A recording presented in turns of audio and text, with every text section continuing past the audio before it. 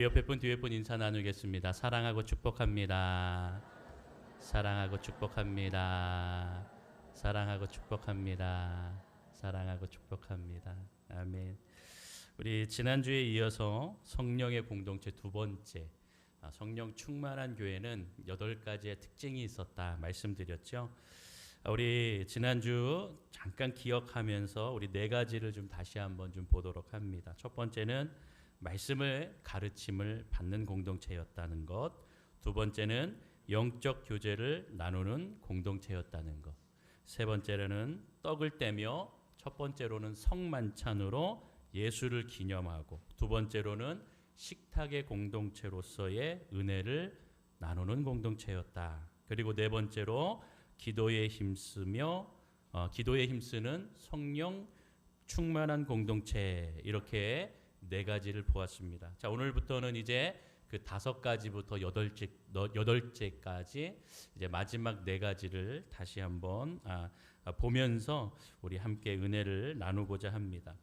여러분, 5번째는 뭐냐면 기사와 표적의 공동체라는 것을 말씀해 주고 있습니다. 초대교회 안에는 기사와 표적이 일어났습니다. 43절을 보시죠. 43절에 보면 사람마다 두려워하는데 사도들로 말미암아 무엇과 무엇이 많다고요? 기사와 표적이 많이 나타났다, 이렇게 표현하고 있죠.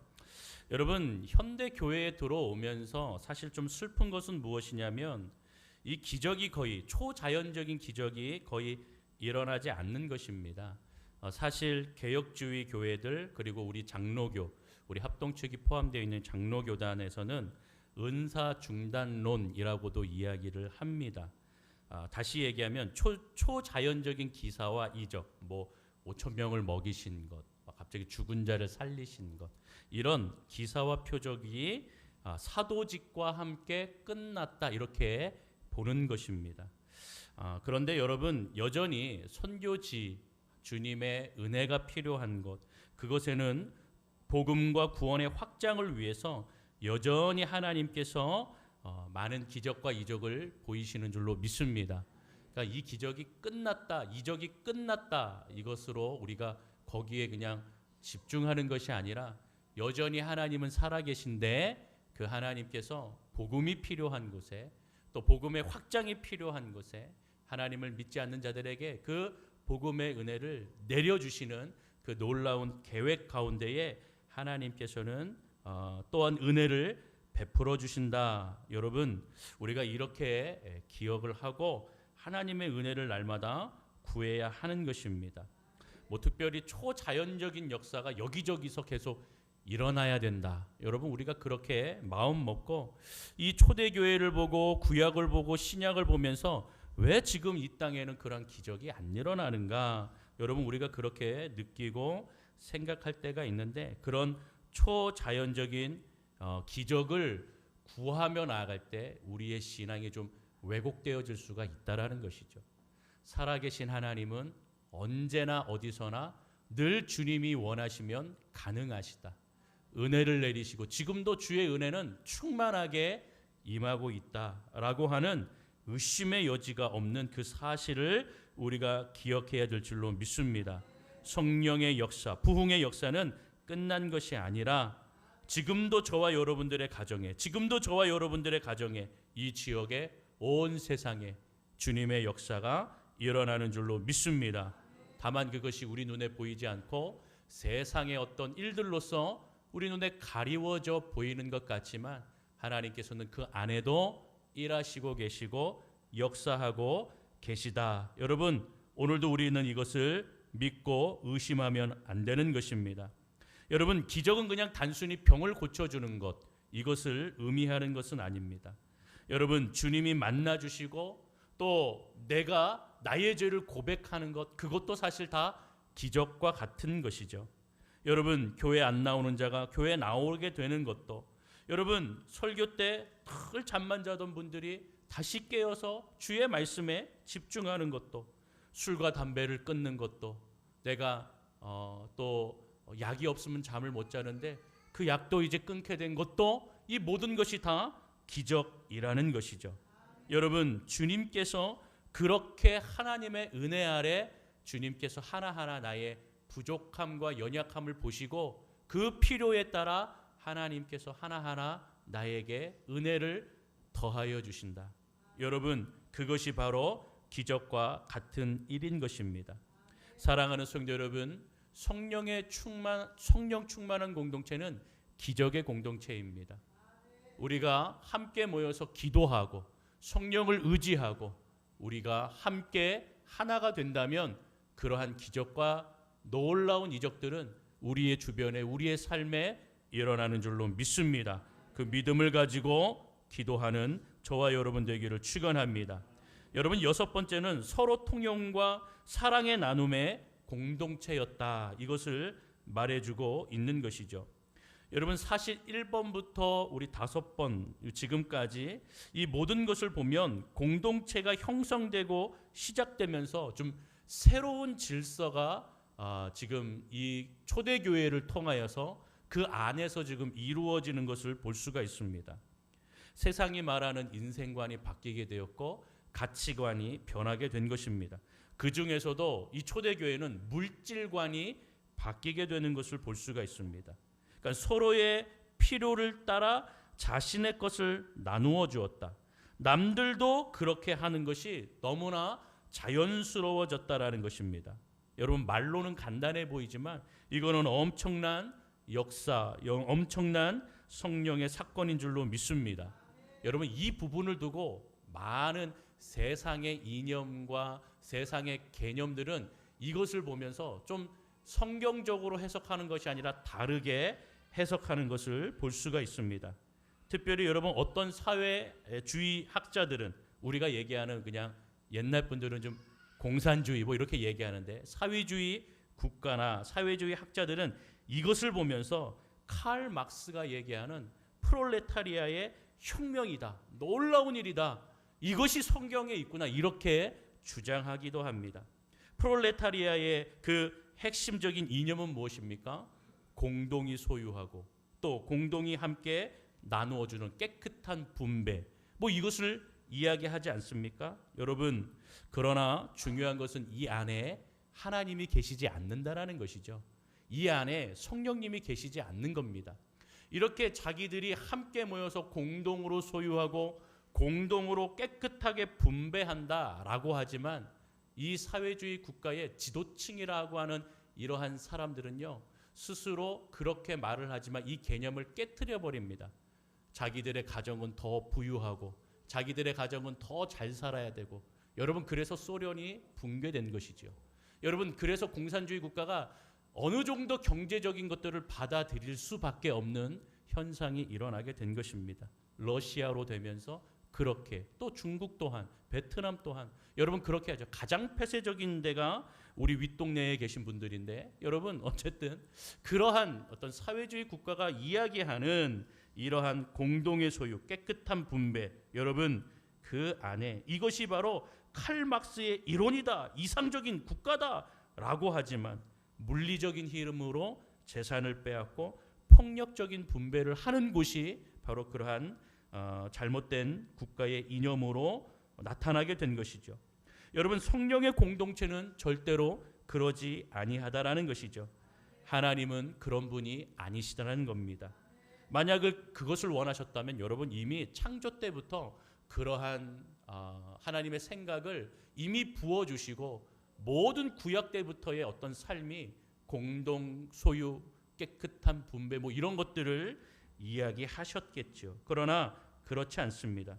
지금 초대교회가 보여주고 있는 그러한 사랑의 나눔은 자기들이 성령 충만하여서 자기들이 자신이 스스로가 함께 그것을 서로의 필요를 보고 자신의 것을 나누는 그러한 모습들을 지금 보여주고 있는 것이죠. 여러분, 이것은 은혜에 반응한 것입니다.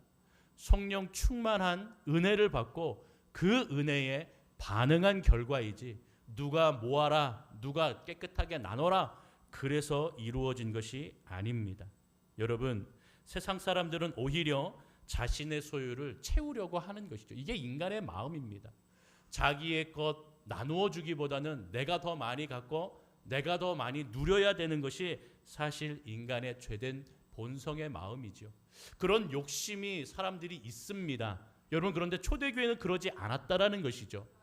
은혜를 받으니 성령 충만하게 성령이 임하시니 여러분 바로 그 충만한 은혜에 반응을 하고 또 자기가 가지고 있는 것이 있는데 남에게 그것이 필요하고 또 다른 이들에게 이것을 나눌 때에 그 은혜가 배가 되고 더 기쁨을 누리게 되는 은혜를 받게 되었다라는 것이죠.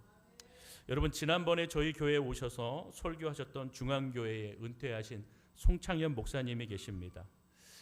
여러 가지 일들이 있었죠. 그래서 은퇴하셨음에도 불구하고 교회가 어떤 거처를 좀 마련해 주지 못하였습니다. 그런 어려운 가운데 부산에 내려오셨는데 부산에 어떤 성도분이 자신이 그래도 다행히 집이 두 채가 있는데 집 한 채는 그분이 이걸 어떻게 사용하면 좋을까 이렇게 기도하다가 깨끗하게 거기를 좀 청소해 놓고 은퇴하신 선교사님이 오시거나 잠깐 한국을 방문하신 선교사님, 은퇴하신 목사님, 그런 거처가 좀 잠깐 필요하신 분들을 위해서 그 자기의 집의 공간을 내어주시는 그런 분능하고 어떻게 연결이 됐다고 합니다. 그래서 나중에 좀 우리 송창현 목사님과 이렇게 교제할 수 있는 시간이 있었는데 그때 참 감사하게 그분과 연결이 되어서 지금 부산에 내려와서 거기에 거처를 마련하게 되었다. 그 이야기를 들으면서 그 성도님 대단하다. 그 성도님이 자신의 소유, 자기가 더 갖고 싶고 이것을 여러분 여러 가지 방법으로 자기의 재산을 불릴 수 있지 않겠습니까? 세를 준다든지 월세를 준다든지 다른 용도로 또 써도 되는 것인데 그러지 아니하고 바로 그곳을 늘 깨끗하게 청소하고 늘 은퇴하신 분들 또 들어오시는 선교사님 이렇게 초소가 필요하신 분들에게 이렇게 너무나 기쁜 마음으로 이렇게 드리고 있는 그 모습을 보면서 참 성령 충만하신 분이다. 그러한 느낌을 받게 되었던 것입니다. 여러분, 이것이 누가 하라 그래서 한 것입니까? 아니죠. 은혜 받고 하나님께 기도하다가 하나님께서 주신 마음으로 섬기고 나아가는 것이죠. 얼마나 아름다운 마음입니까? 얼마나 기쁜 마음입니까?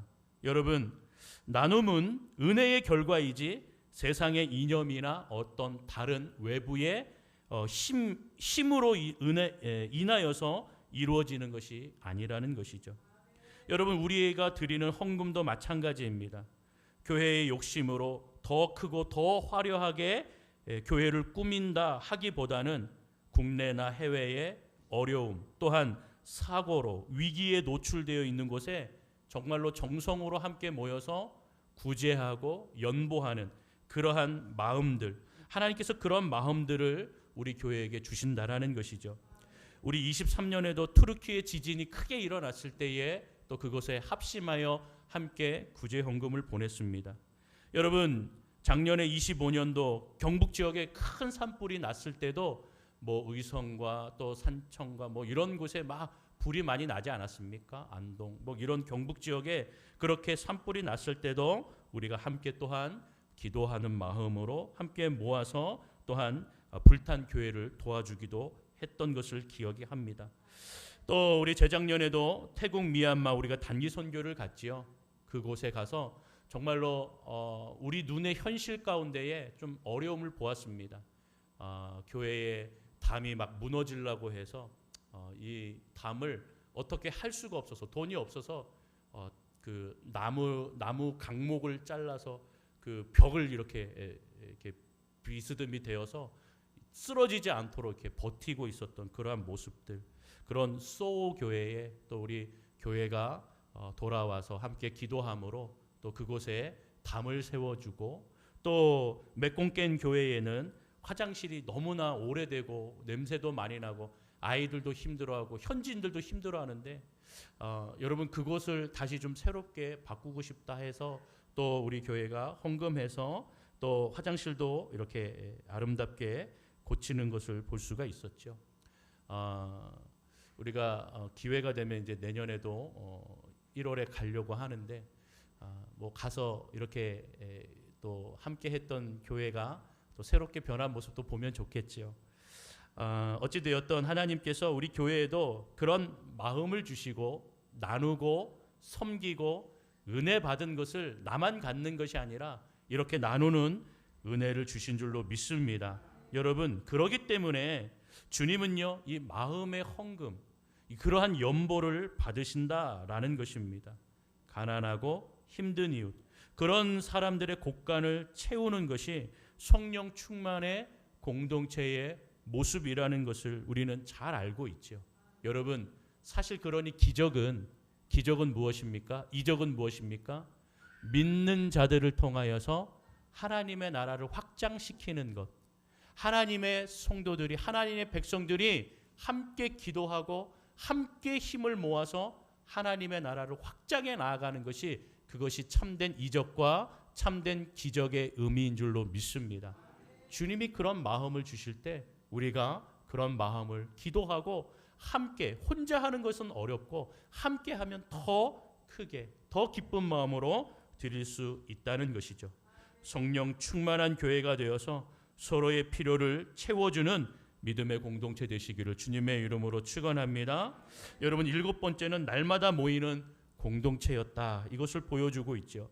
46절을 우리 같이 함께 읽겠습니다. 46절 읽습니다. 시작. 날마다 마음을 같이하여 성전에 모이기를 힘쓰고 집에서 떡을 떼며 기쁨과 순전한 마음으로 음식을 먹고. 아멘. 우리 떡을 떼면서 식탁의 공동체는 우리 지난주에 설명을 하였죠. 우리 7번째는 날마다 모이는 것에 힘쓰는 공동체였다는 것을 볼 수가 있습니다. 여러분, 은혜가 충만하면 자주 모이게 되어 있는 겁니다. 여러분, 지금 우리가 7월, 8월 구역 방학하고 있죠. 방학을 하였어도요, 서로가 보고 싶어서 또 교회 안에서 인사하고 만나고 또 우리 학생들 전도회 모두가 다 모이기에 힘쓰는 공동체, 그 모습이 바로 성령 충만한 공동체의 모습이라는 것이죠. 성령께서 주시는 감동, 그 마음, 그것이 우리의 삶에 또 서로의 모습에 비춰진다라는 것이죠. 그래서 하나님께서 주시는 마음, 성령 충만한 마음을요, 그냥 나 혼자만 늘 누리며 살아가는 것이 아니라 함께 모여서 그것을 나누는 그러한 은혜의 공동체의 모습을 주셨다. 이것을 말씀해 주고 있습니다. 은혜 안에서 만나는 것, 은혜 안에서 모이는 것, 말씀과 기도로 서로에게 영적으로 세워주는 놀라운 시간들이다라는 것을 여러분들이 기억하셔야 됩니다. 그래서 여러분, 우리들이 구역으로 모이고 또 식사 후에 전도회로 모이고 또 같이 이렇게 영적인 성도들과 모일 때에 여러분, 세상의 이야기보다는 제가 늘 얘기하지만 받은 은혜들, 받은 은혜와 사랑을 여러분 나누면서 내가 받은 사랑과 은혜를 또 간접적으로 또 다른 이들을 통하여 체험하면서 나의 은혜가 더 풍성해질 수 있도록 노력을 하셔야 된다라는 것이죠. 이게 서로가 서로를 영적으로 세워주는 놀라운 은혜의 장치인 것입니다. 이것이 영적인 원리다. 이것을 여러분, 우리가 기억하며 서로가 이렇게 말씀과 기도로 받은 은혜를 나눌 때에 또한 주님의 임재가 임하신다라는 것을 기억하는 저와 여러분이 되기를 소망합니다. 여러분, 마태복음 18장 20절에 보면 정말로 우리가 잘 아는 말씀인데 이 말씀 속에 하나님께서 주시는 공동체의 마음이 있는 겁니다. 우리 같이 읽어봅니다. 시작. 두세 사람이 내 이름으로 모인 곳에는 나도 그들 중에 있느니라. 아멘. 할렐루야. 주님의 이름으로 모이시고 예수님이 주인공이 되시도록 여러분들이 모신다면 그 은혜를 나누고 찬양을 하는 가운데에 하나님이, 주님이 임재하시는 줄로 믿습니다. 각자 받은 은혜가 서로 달라서 그 서로 다른 은혜들을 나눌 때 더 풍성한 은혜를 받게 되는 겁니다. 나 혼자만의 은혜가 아니라 또 내 옆에 있는 분이 받은 은혜가 또 다른 은혜지 않습니까? 내가 그것을 듣고 간접적으로 체험하는 것이죠. 그런 은혜가 있었군요. 대단한 하나님이십니다. 나에게도 그런 은혜의 시간이 있었습니다 라고 하면서 나눌 때에 또 상대방에게도 그것이 그 은혜가 전달되어지기에 풍성으로 은혜를 나누는 그러한 공동체가 성령 충만한 공동체라는 것을 말씀해 줍니다. 여러분, 이런 풍성한 은혜를 누리도록 하는 것이 성경적인 원리라는 것이죠. 그러니까 세상의 이야기는요 별로 그렇게 득이 될 게 없어요. 내 자랑하느라고 정신 없어요. 그러니까 서로 내 자랑하는 배틀하는 거예요. 그런 이야기들은 그렇게 유익하지가 않다라고 하는 것을 여러분들이 기억하시면 좋겠습니다. 여러분, 마지막 8번째는요 하나님을 찬미하는 공동체였다라는 것이죠. 우리 47절을 보시죠. 하나님을 뭐 한다고요? 찬미한다라 그랬죠. 그리고 또 온 백성에게 무엇을 받았다고요? 칭송을 받으니 주께서 구원받은 사람을 날마다 어떻게 했다고요? 더하게 하셨다라고 말씀하고 있습니다. 여러분, 찬미라는 말은요 우리가 그냥 찬송가, CCM, 복음성가 이것만을 얘기하는 것이 아닙니다. 찬미는 이것을 포함한 모든 것을 의미합니다. 이것을 포함하여 하나님을 자랑하는 것, 우리 하나님을 칭찬하는 것, 우리 하나님 좋으시다고, 우리 하나님 위대하시다고 이 말하는 모든 것들, 하나님을 높이는 모든 것이 찬미라고 하는 것이죠. 여러분, 교회 공동체의 주인공은 항상 하나님이십니다. 주님이 되셔야 됩니다. 그것이 교회가 성도들의 결론이 되어야 되는 것이죠. 교회의 결론은, 성도들의 결론은 하나님이십니다. 여러분, 이것을 고백할 줄 아는 성도가 되어야 하는 것이죠. 교회를 이끄시고 부흥케 하시는 하나님을 늘 찬미한다. 그러니 여러분, 찬미의 대상은 우리 인간이 아니고 우리 직분도 아닙니다. 바로 하나님 한 분만으로 우리는 만족하고 그분을 찬미해야 하는 것이죠. 여러분, 이런 성령의 공동체를 이제 바라보면서 세상의 반응은 어땠는가를 좀 보기를 원합니다. 여러분, 첫 번째로는 세상은 이러한 성령 충만한 공동체를 보고 두려워하였다는 것이죠. 여러분, 43절을 보면 43절을 보시죠. 사람마다 뭐 했다고요?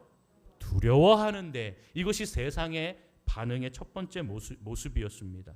사람마다 두려워하였다. 그러니까 사람마다 경탄을 금치 못했다. 뭐 이런 의미라는 것입니다. 어떻게 저럴 수가 있지? 어떻게 저렇게 사랑할 수가 있지? 어떻게 저런 행복한 표정이 나올 수 있지? 어떻게 저렇게 자신의 것을 나눌 수가 있지? 여러분, 이것이 지금 세상의 반응이었다라는 것입니다. 그래서 두려워하였다. 경탄을 금치 못했다. 이것입니다. 여러분, 왜 그렇습니까? 우리 믿는 성도들은요, 성령의 공동체는요, 세상과 다른 것이 있습니다. 그것이 뭐냐면 바로 따라합니다. 거룩. 다시 한번, 거룩.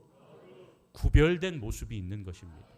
그것이 거룩이죠. 그러니까 세상과 다른 거룩을 보면 세상은 경탄을 금치 못하는 겁니다. 어떻게 저럴 수가 있지? 아까도 얘기했지만 세상은 더 가지려고 하고 더 소유하려 하고 더 자랑하려 하지 나누려 하지 않는다라는 것이죠. 그러나 여러분, 성령 충만한 교회는요, 바로 세상이 어떻게 저럴 수 있지? 어떻게 저렇게 행복할 수 있지? 어떻게 저렇게 사랑할 수 있지? 그렇게 경탄을 금치 못하는 거룩한 성도의 모습을 가지고 있는 것입니다. 여러분, 세상은 그래서 경탄할 수밖에 없는 것이죠. 교회가 누리는 그 기쁨의 본질, 은혜의 본질, 사랑의 본질은 오직 하나님입니다. 믿으십니까? 하나님으로 충만하시기를 주님의 이름으로 축원합니다. 여러분, 세상이 함부로 흔들 수 없는 영적인 그 권위, 하나님, 그 하나님의 권위와 그 하나님의 은혜를 입은 공동체가 성령 충만한 공동체인 줄로 믿습니다. 여러분, 두 번째 세상의 반응이 있었습니다. 47절에 보면 온 백성, 여기서 백성은 세상 사람들을 얘기합니다. 또 온 백성에게 무엇을 받았다고요? 칭송을 받으니. 여러분, 칭송입니다. 칭송이라는 것은 인정을 받았다라는 것이죠. 그러니까 좀 세상적으로 표현해 보면 인정을 받은 것입니다. 세상 사람들이 교회에 오지 않고 어떻게 교회와 성도들의 모습을 보며 칭송할까? 여러분, 교회도 오지 않으면서 바로 이 사람들이 모습을 보며 칭송하였다.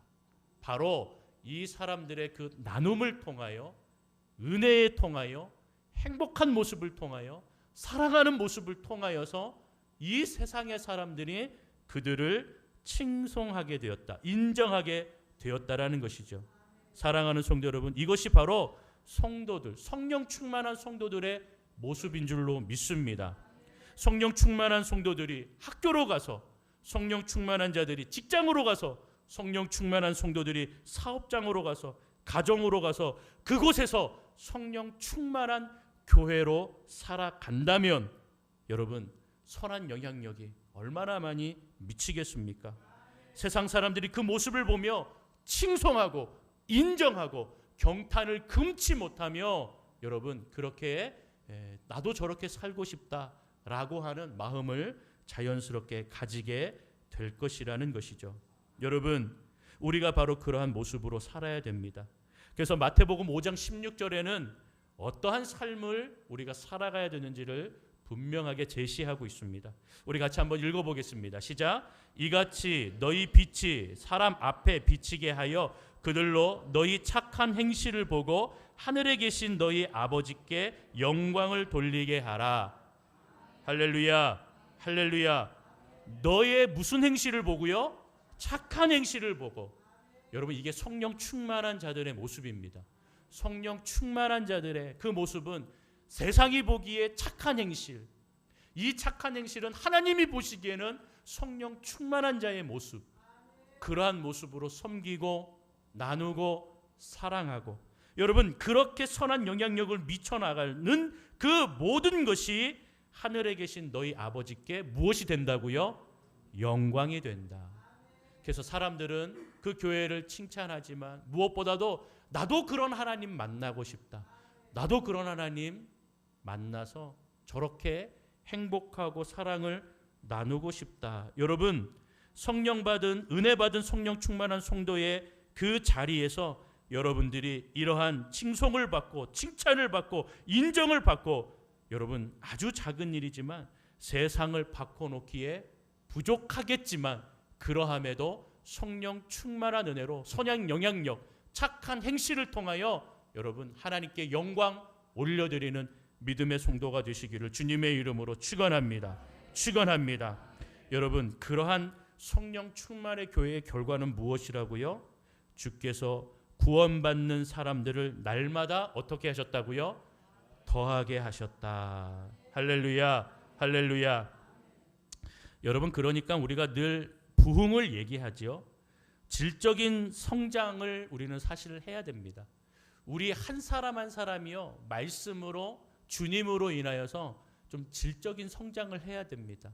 그래서 우리의 내면이 성숙해지고 우리의 믿음이 성장해야 져야 하는 것이죠.